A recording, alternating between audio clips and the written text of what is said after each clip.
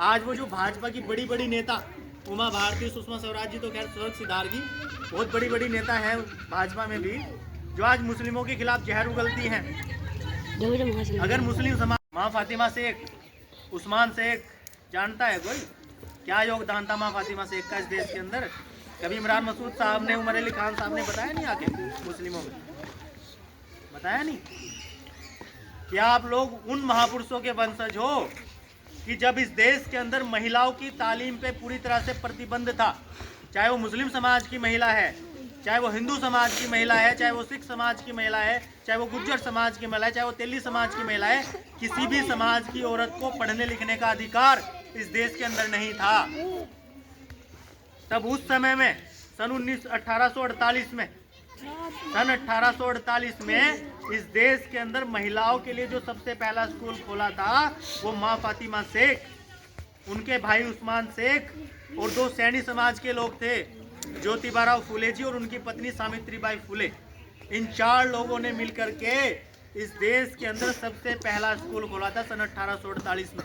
समाज में जन्मे और इस देश में जन्मे उन तमाम संतों, गुरुओं, महापुरुषों, उलेमाओं को मेरा कोटि कोटि नमन और दिल से सलाम, जिन्होंने इस देश के अंदर बिना कोई हथियार चलाए सिर्फ अपने विचारों के दम पर इस देश के अंदर सामाजिक राजनीतिक परिवर्तन करने का काम किया। तमाम महापुरुष में हिंदू समाज से भी महापुरुष हुए हैं, मुस्लिम समाज से भी हुए हैं, एससी समाज से भी हुए हैं। तो तमाम महापुरुषों को मेरा कोटि कोटि नमन।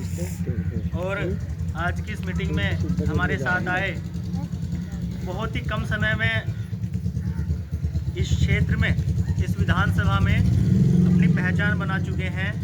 अभी 5-6 महीने मुश्किल से हुए हैं और जैसा प्रदीप भाई ने भी बताया, ये उस गांव से बिलोंग करते हैं जहां पर भेंट विधानसभा की, जहां से राजनीति शुरू होती थी, जगदीश राणा जी के गांव से। तो गांव जीवाला से हमारे बड़े भाई डॉक्टर दिनेश सैनी जी, अभी 6 महीने मुश्किल से हुए इनको आज़ाद समाज पार्टी ज्वाइन किए हुए, लेकिन इन 6 महीनों में जिस तरह से इन्होंने काम किया भाईचारा बना करके, सैनी समाज में दिन रात घूम रहे। लोग कहते हैं ना कि सैनी समाज तो बीजेपी को वोट देता है। आज देखो 3 सैनी बैठे हैं आप लोगों के सामने। ये भाई अंकित सैनी हैं, नौरंगपुर से कॉन्ट्रैक्टर का काम है। ये डॉक्टर दिनेश सैनी जी हैं, जिला प्रभारी हैं वर्तमान में, और आपके विधानसभा में प्रचारक भी इनको बनाया गया पार्टी की तरफ से। और ये हमारे प्रधान मुकेश जी, आपके पड़ोस के गांव समस्तपुर के रहने वाले हैं, 2 बार प्रधान रह चुके हैं। आप जानते होंगे इनको किसी चीज़ की कोई कमी नहीं है, पैसे से भी कामयाब है, चाहे तो हर चुनाव जीत सकते हैं, अपनी पंचायत में इतना रुतबा है इनका। लेकिन ये लोग आज भाजपा को छोड़ करके इन्होंने कहीं ना कहीं आज़ाद समाज पार्टी का दामन थामा। बड़े भाई एडवोकेट चंद्रशेखर आज़ाद जी के हाथों को मजबूत करने की ठानी है इन लोगों ने, तो कुछ तो वजह होगी। भाई सत्ता किसको बुरी लगती है? किसी को बुरी लगती है क्या? और ये प्रदीप भाई हैं हमारे, इनका पूरा परिचय किसी ने कराया नहीं है, मैं इनका परिचय करा दूं। ये प्रदीप जमालपुर से हैं और ये वो भाई हैं, सन 2015 में जब भीम आर्मी भारत एकता मिशन का हमने गठन किया, तो उस शुरुआती दौर में ब्लॉक अध्यक्ष के पद पर काम करते हुए इन्होंने इस पूरे मुजफ्फराबाद ब्लॉक के गांव दर गांव संगठन को बढ़ाने का काम किया है। और फिर किन्हीं कारणों से ये अभी 3 साल पहले बीजेपी में चले गए थे, आज अब फिर छोड़ करके, उस भाजपा को छोड़ करके भीम आर्मी भारत एकता मिशन आज़ाद समाज पार्टी में फिर से वापस आ गए हैं। इनका मैं तहे दिल से शुक्रगुजार हूँ, बहुत बहुत धन्यवाद करता हूँ। और मेरा परिचय भाई ने कराया दिया, मैं पेशे से वकील हूँ, नाम सन्नी गौतम है, आप ही के पड़ोस के गांव जानीपुर का रहने वाला हूँ। और पिछले लगभग 10 साल से, जब से भीम आर्मी की स्थापना हुई है, तब से लगातार पिछले 10 सालों से समाज में भीम आर्मी भारत एकता मिशन के माध्यम से घूम रहा हूँ। सन 2018-2019 में दिल्ली प्रदेश का प्रभारी भी रहा हूँ। उससे पहले सन 2017-16 में जब भीम आर्मी का गठन हुआ, जिले पर भी मैंने काम किया, जिला प्रवक्ता रहते। और वर्तमान में मैं विधानसभा में संयोजक के तौर पर इस विधानसभा को देख रहा हूँ। हम आप लोगों के बीच में आने का सिर्फ एक ही मकसद है हमारा, कि वर्तमान में जो इस देश के अंदर हालात हैं, तरह तरह के नेता हमने आज तक देख लिए। अब चूंकि मुस्लिम समाज में ये मीटिंग हो रही है, तो मैं मुस्लिम नेताओं की ही बात करता हूँ। इस देश के अंदर इस जिले के अंदर एक मसूद परिवार हुआ है, जिसकी कई दशकों से इस जिले में राजनीति चलती आ रही है। पहले उनके चाचा जी कैबिनेट मंत्री रहे, सेंटर में भी, स्टेट में भी, सांसद भी रहे, विधायक भी रहे।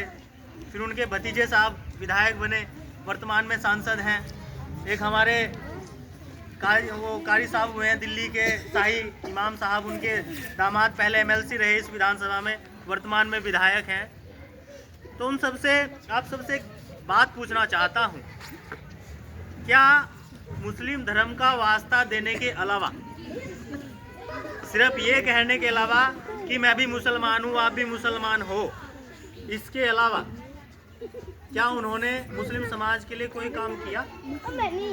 ये जो बच्चे बैठे हैं, इनकी पढ़ाई की कोई बात करते हैं? इनकी तालीम की बताइए मुझे। इस जिला, ये हमारा जो जिला है, मसूद परिवार की राजनीति से फेमस है। और एक सच्चा नेता वो होता है जो अपने समाज को धर्म के नाम पर, जाति के नाम पर गुमराह ना करके उनको महापुरुषों, जो हमारे समाज के जो महापुरुष हुए हैं, उन महापुरुषों के बताए रास्ते पर चलाने का काम करे अपने समाज को। वो सच्चा नेता होता है। जैसे हमारे नेता हुए बाबा साहब डॉक्टर भीमराव अम्बेडकर। वो आदमी चाहता तो किसी भी विदेश में चला जाता, आराम से रहता। इस देश का संविधान उस आदमी ने लिखा, लेकिन उस व्यक्ति ने अपने समाज के लिए, इस देश की जनता के लिए, गरीब जनता के लिए विदेश छोड़ करके वापस भारत में आए, इस देश का संविधान लिखा। जैसे आपके समाज के में डॉक्टर एपीजे अब्दुल कलाम साहब, आप जितने मुस्लिम समाज के लोग यहाँ बैठे हुए हो, ईमानदारी से हाथ खड़ा करके बताना, डॉक्टर एपीजे अब्दुल कलाम का जन्मदिन कौन से दिन होता है? भाई आपका विधायक है, सांसद है, आपके नेता बताते नहीं आपको, या बस सिर्फ धर्म के नाम पर आपका वोट लेते हैं? बताओ मुझे। डॉक्टर एपीजे अब्दुल कलाम का नाम तो सुना होगा सबने, आप ही के समाज से, मुस्लिम समाज से, तमिलनाडु से भारत के 11वें राष्ट्रपति बने। और वो इतने विद्वान व्यक्ति थे, जिस समय डॉक्टर एपीजे अब्दुल कलाम को इस देश का राष्ट्रपति बनाया गया, इस देश के अंदर अटल बिहारी वाजपेयी जी की सरकार चल रही थी।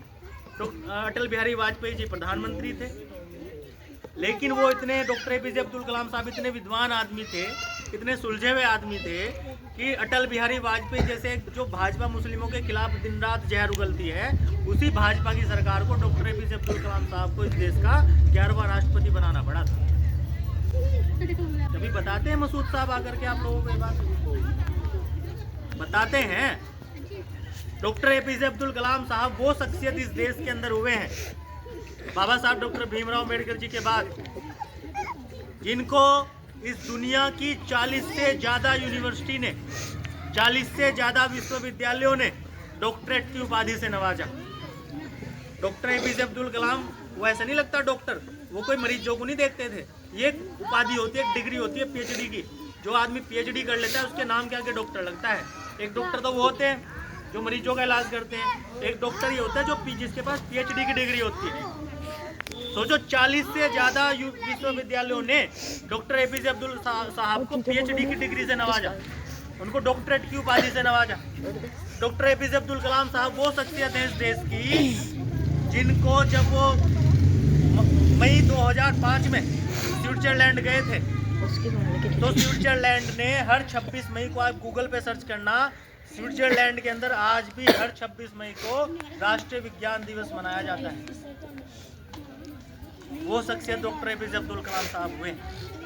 उनका जन्म 15 अक्टूबर सन 1931 को हुआ था तमिलनाडु के अंदर। 10 भाई बहन थे और 10 भाई बहनों में भी उनके 3 परिवार, उनके चाचा, ताऊ और वो खुद उनके फादर साहब, 3 परिवार एक छोटे से घर में रहा करते थे। इन मुसीबतों के बाद भी बाबा डॉक्टर एपीजे अब्दुल कलाम साहब इतने पढ़े लिख करके इतने महान आदमी बने कि उनको मिसाइल मैन के नाम से जाना जाता है इस देश के अंदर। लेकिन आज इस देश का जो मुस्लिम समाज है, वो मदरसों के बाहर अपने बच्चों को पढ़ाना नहीं चाहता। वो मदरसों के बाहर स्कूल, कॉलेज, विश्वविद्यालयों में अपने बच्चों को भेजना ही नहीं चाहता। आप गूगल सर्च करो, इस देश के अंदर जो मुस्लिमों की जो शिक्षा के जो हालात हैं, इस देश के अंदर मुश्किल 3-4% मुश्किल से ग्रेजुएट हैं मुस्लिम समाज के लोग इस देश के अंदर। आपसे ज़्यादा तो वो ऐसी समाज पढ़े लिख लिया आज, जिनकी परछाई से भी लोग नफरत करते थे। हमारी, मैं पेशे से वकील हूँ, मेरा बाप दिहाड़ी मजदूर है,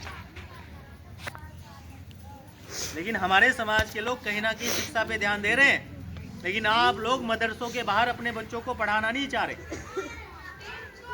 वरना भाजपा क्या, चाहे भाजपा से कितनी भी बड़ी पार्टी आ जाए, उसकी हिम्मत नहीं थी इस देश के अंदर मुस्लिमों के खिलाफ जहर उगल सकती। उसकी वजह है माँ फातिमा शेख का नाम कितने लोग जानते हैं? माँ फातिमा शेख, उस्मान शेख, जानता है कोई? क्या योगदान था माँ फातिमा शेख का इस देश के अंदर? कभी इमरान मसूद साहब ने, उमर अली खान साहब ने बताया नहीं आके मुस्लिमों में? बताया नहीं? क्या आप लोग उन महापुरुषों के वंशज हो कि जब इस देश के अंदर महिलाओं की तालीम पे पूरी तरह से प्रतिबंध था, चाहे वो मुस्लिम समाज की महिला है, चाहे वो हिंदू समाज की महिला है, चाहे वो सिख समाज की महिला है, चाहे वो गुज्जर समाज की महिला है, चाहे वो तेली समाज की महिला है, किसी भी समाज की औरत को पढ़ने लिखने का अधिकार इस देश के अंदर नहीं था। तब उस समय में सन 1848 में इस देश के अंदर महिलाओं के लिए जो सबसे पहला स्कूल खोला था वो माँ फातिमा शेख, उनके भाई उस्मान शेख और दो सैनी समाज के लोग थे, ज्योतिबाराव फुले जी और उनकी पत्नी सावित्रीबाई फुले। इन 4 लोगों ने मिलकर के इस देश के अंदर सबसे पहला स्कूल खोला था सन 1848 में। आज वो जो भाजपा की बड़ी बड़ी नेता उमा भारती, सुषमा स्वराज जी तो खैर स्वर्ग सिधारगी, बहुत बड़ी बड़ी नेता है भाजपा में भी, जो आज मुस्लिमों के खिलाफ जहर उगलती हैं। अगर मुस्लिम समाज